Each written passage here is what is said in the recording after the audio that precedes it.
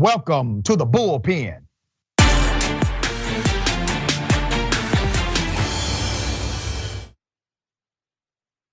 In the Bullpen today, we have Lillian Tara, a contributor with Young Voices and the Institute of Economic Affairs. All right, very smart person looking to become an economy or economics policy expert.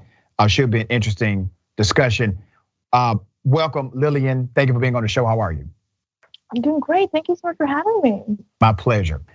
We're going to chop it up about Governor DeSantis and his unprecedented move to basically eradicate the opportunity for Disney to operate as they have or as they were operating since virtually the 60s. So I don't want to presume what you know or believe about his latest move against Disney. So if you would, give me your thoughts and I would then opine. I think it's quite interesting. So I think for starters, it's important to remember that this is a special district in regards to local regulation. Disney still, regardless, would have to fall under Florida state legislature, and they don't actually have that kind of political authority. However, one of the biggest issues that is coming up with this is the issue of the debt that Disney has collected over the years, about $1 billion in bonds. And if this district is dissolved, Disney is actually relieved of the responsibilities to pay back those debts, and it may potentially fall on the local neighboring counties, who would also have to take over fire services and water services and building inspections and all that Disney has currently been paying for the last several decades. So it's very tricky and it's interesting. And I think in regards to DeSantis, he's factoring in the social culture wars as opposed to just the economic side of things, which is quite controversial. Yeah, it's bad, right? It's wrong. Would you not agree? I think in terms of the bill itself, it was not clear as to how they would be paying back the bond and whether or not Disney would be footing the bill. So I'm curious as to see what they're expecting out of that. So let me run down the list, and this is what I do with my college students in the policy, in my policy classes. Okay, number one, I ask, what was the why? So we start there. What was the why? Why was this legislation even important? Number two is it right? Number three is it legal? 4, is it constitutional? 5, is it helpful? And 6, is there a general consensus to do it? So let's just start at number 1, the why. I submit to you that the why is in itself a constitutional violation. And let me explain why I have that proclamation. The why for Governor DeSantis is because he disagrees with Disney's CEO as it relates to what has been deemed the Don't Say Gay bill. He says, the CEO of Disney says, we're going to fight to repeal that bill. I'm on record, I'm going to fight to repeal it. It's a bad political bill. Well, remember, the Supreme Court has already interpreted the Constitution and said, well, corporations do have freedom of speech. They have political rights, they can say what they want to say. The First Amendment of the Constitution says, and their speech cannot be abridged upon by any governmental entity. Congress can't make a law that would abridge your freedom of speech. So if we simply combine those two narratives that are congruent from the United States Supreme Court, that one, corporations have political free speech, and number two, governments cannot abridge upon that political free speech, meaning make laws to limit it. What DeSantis has done in his why is made a law to penalize the free speech, the free and protected speech of Disney. Do you see this any other way? I think that is one of the primary legal objections, and I'll actually pose another one, which is that Disney is bound contractually with the state, and if this district is dissolved, the state is legally obligated to take over the debts as well, and that's another potential issue for the local county. So those are the two big legal objections. Yeah. Number two in my policy analysis is it right? So let's look at the way it impacts actual people. And that's how you determine if something's right. How does it impact people? In both scenarios, either Orange County and the other county adjacent to it, they will have to absorb the $1 billion bond, or the state will absorb it. You don't really know because it's unclear in the legislation. But here's what we know for sure, 100%, whoever absorbs it, it will be taxpayers. That may be stretched out throughout the state, or it may be consolidated to 2 counties, which will be massive, right? So now you have a bill that is guaranteed to increase taxes somehow. Is that the right thing to do because of the why, which is related to you not liking the free speech narrative of a CEO? You have now decided to penalize millions of individuals based on your disdain for protected political speech. Have I said something wrong yet? I think that will be contingent. Yes, I agree with you, contingent on whether or not they actually manage to find a way to get Disney to put some of the bill, which I just don't see that how they can do.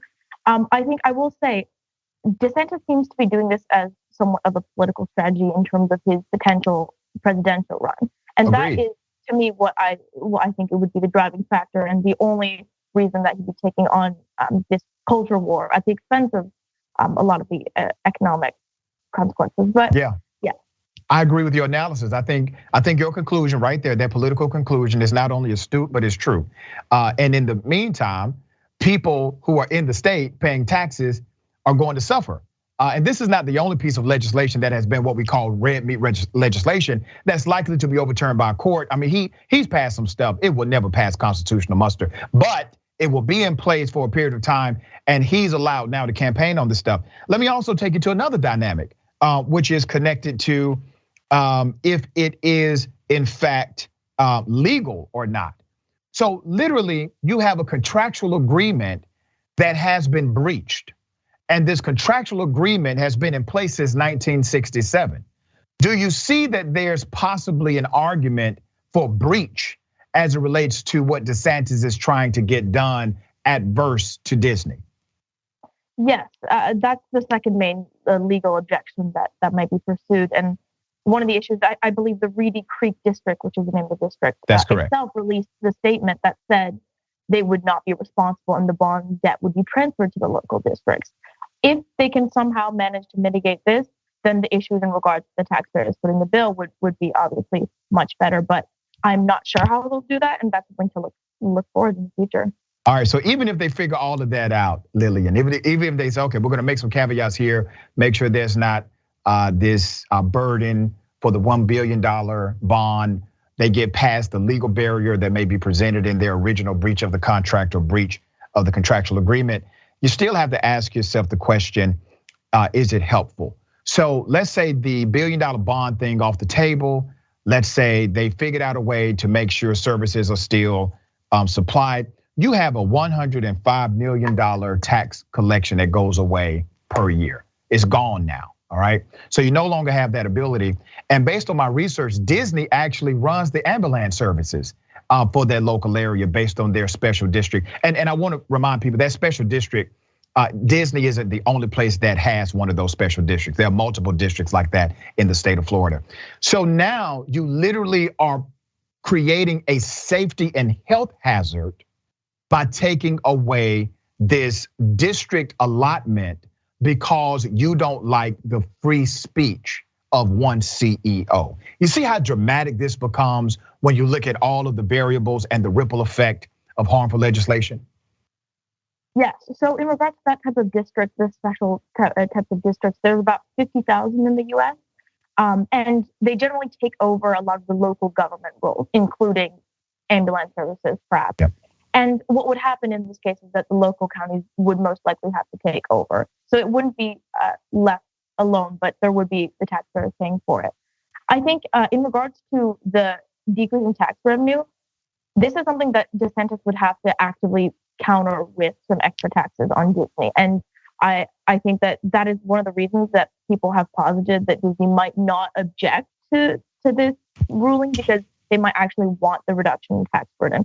So depending on whether or not there are going to be additional charges made against Disney and whether DeSantis is going to follow through any other ways to try to mitigate the bond debt and reduce the debt burden on the taxpayers, that is going to be a big portion as to whether or not this is actually something that Disney objects to. And listen, I really hate that sometimes conservatives do things that are so extreme that I'm in a position where I'm literally providing defense for a major corporation. I don't give a damn about Disney. Okay, let me just be very clear on the record. Disney, they have funded people on the left and the right. All right, they funded individuals I completely abhor. All right, but it is what it is. They're a major corporation.